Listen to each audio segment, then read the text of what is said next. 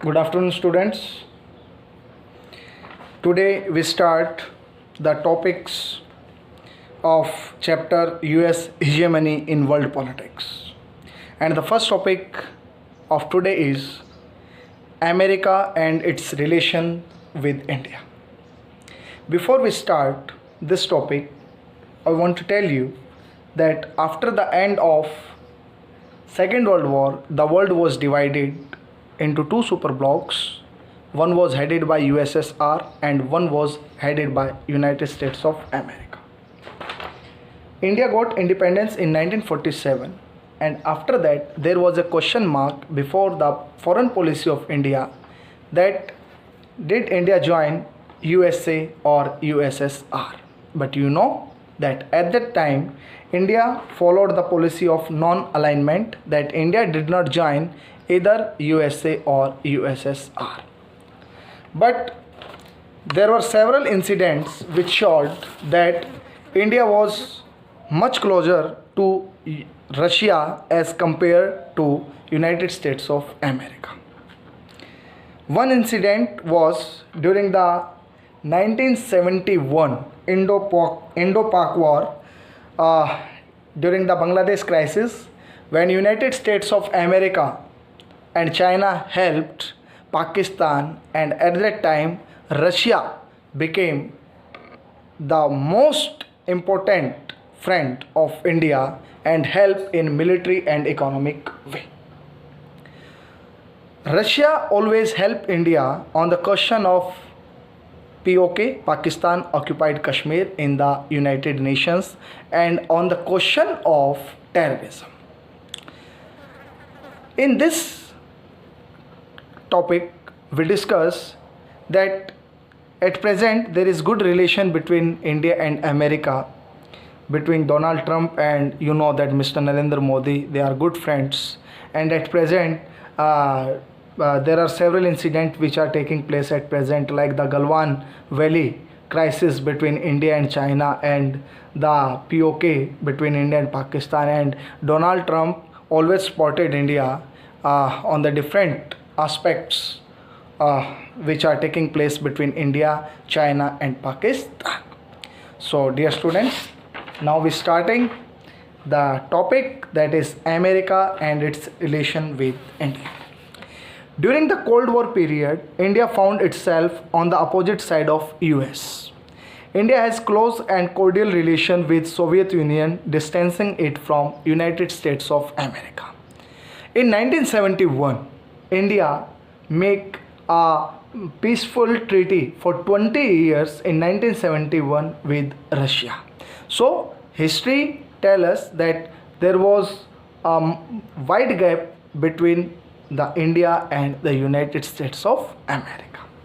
With the disintegration of Soviet Union, India was left friendless in an increasing tense global atmosphere. As we know that in December 1991, after the disintegration of USSR, India became friendless, and at that time there was a big question mark before the foreign policy of India. At this juncture means at particular time or event, India decided to liberalize its economy and integrate it with the global economy. You know that new economic policy which was adopted by then the finance minister of India, Mr. Manmohan Singh, at that time. And there were three components: privatization, liberalization and globalization. This made India an attractive market for US products, and the impressive economic growth rate of India brought it closer to many countries including US. Why there was a close relation at that time in 1991, when India decided to liberalize its economy, as well as to globalize its economy and to privatize its economy. So there was good relation between India and United States of America. Two important factors have emerged in Indo-US relation.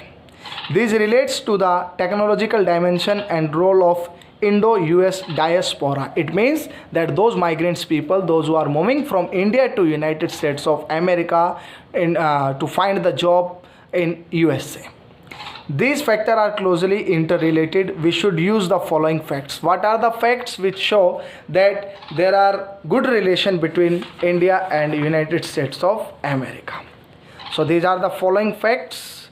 The first fact is US account for about 65% of Indian exports in the software sector.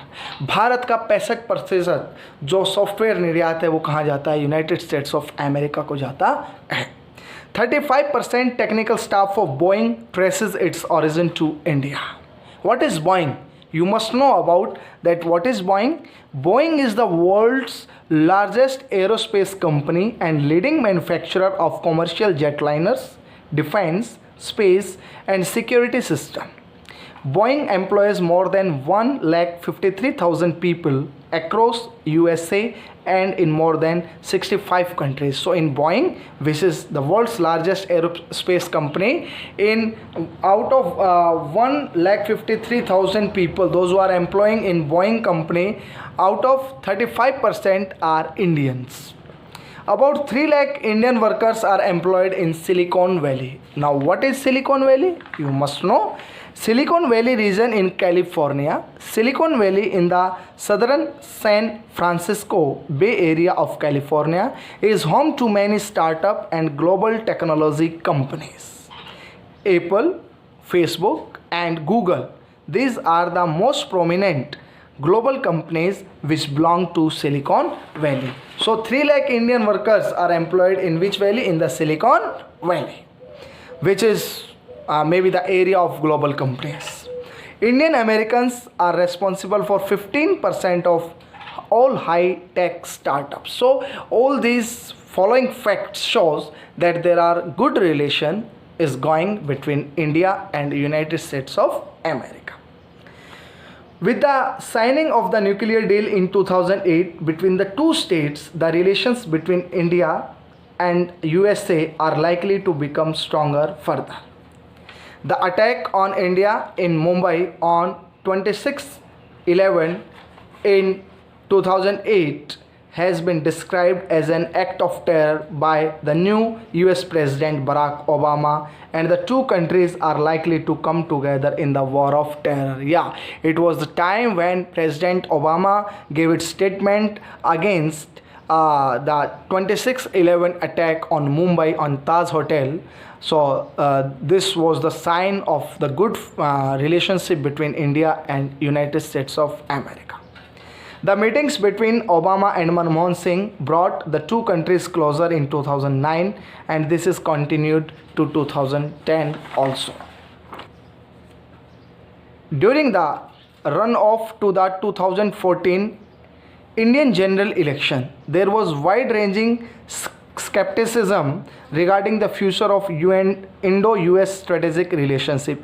As you know that in 2014 NDA alliance came into power and Mr. Narendra Modi became the Prime Minister of India. Indian Prime Minister Narendra Modi traveled to US from 27 to 30 September 2014 for the bilateral talk with the US President Barack Obama.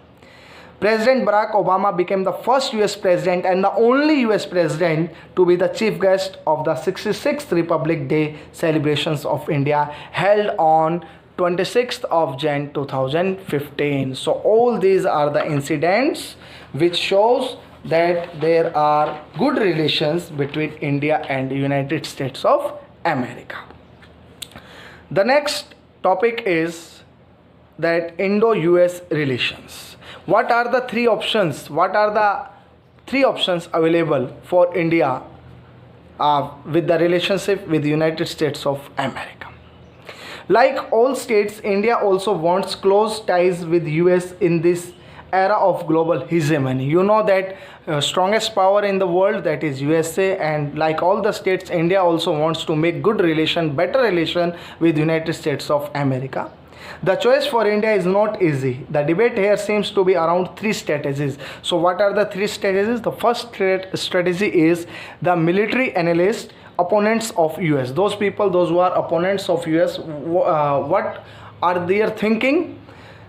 This school or this group is fearful of the growing Indo-US proximity since US is militarily more powerful They maintain that India should keep its aloofness from Washington and focus upon enhancing its own comprehensive national power. So, my dear students, the first statement which was given by the US opponents, that India must make a distance from United States of America because it must be a danger for our country India, because the military power of USA is far away from our country India, and on the other hand India must focus on its own comprehensive national power. तो कुछ जो विद्वान हैं उनका मानना है कि भारत को अमेरिका से क्या करना चाहिए, दूरी बनाकर रखनी चाहिए, क्योंकि ये भारत के हितकर में नहीं है। क्योंकि पास्ट हमें बताता है कि कभी भी अमेरिका ने भारत का इतना ज़्यादा साथ नहीं दिया जितना किसने दिया था, जितना हमारा साथ रूस ने दिया था। नेक्स्ट आता है historical analyst pro US group. This school calls it is a historic moment for convergence of Indo-US relations.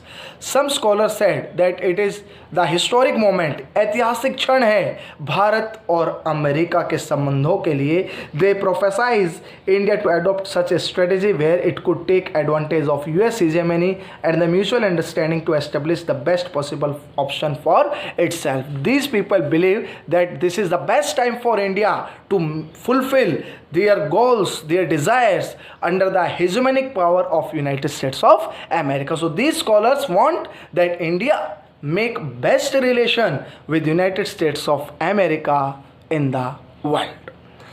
Next statement which is given by advocates of the third world, it means the developing countries, because India became the leader when the world was divided into two superpower, that was USA and USSR. At that time name was proposed by India, and some people believe that India become the master of the third world countries and give a boost to the economy of the third world countries.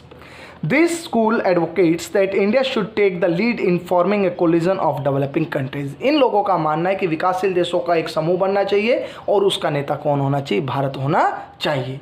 Their contention is that such a coalition could emerge as a powerful group in winning away the hegemony of the US. And these people wants that due to its coalition of these developing countries, they can save themselves from the hegemony of United States of America. So the next question is here, and the next topic is that how can hegemony be overcome? हम कैसे वर्चस्व से बच सकते हैं? Today we live in global village, and the headman, who is the headman of this village? That is United States of America.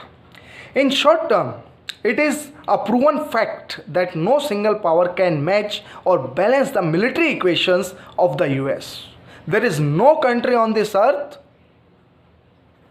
who can match its military, its economic power with United States of America.